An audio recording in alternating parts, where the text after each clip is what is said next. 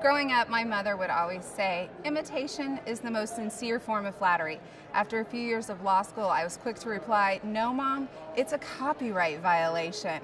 Hi, I'm Trista Curzydlo, Esquire, and I'm here at the Florida Realtors Convention in beautiful Orlando. And let's take 5 to talk about ways that you can reduce your risk online.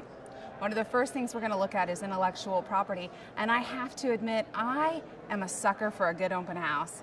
And I know a lot of you have taken to supplementing your traditional open houses with an online version through virtual tours. These can be an excellent way for your client or potential client to see a property before they really see the property.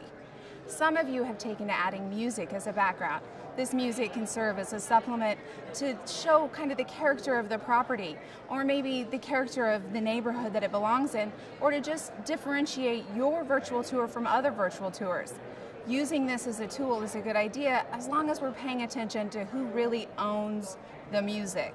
You might have bought the CD or downloaded it from iTunes, but that doesn't mean you have the right legally to put it wherever you want.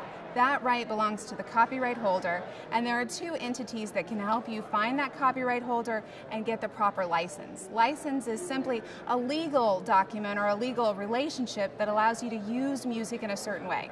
Some of you might be using what's called royalty-free music. Royalty-free music is music that might be copyrighted, but you have a legal right to use it in the manner you want to.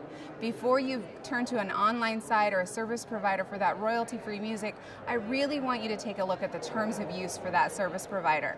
What type of royalty-free right are you getting? What type of copyright permission do you have? Speaking of terms of use, before you like, link, or pin, I want you to pay attention to the terms of use of the social media or third-party site that you're using.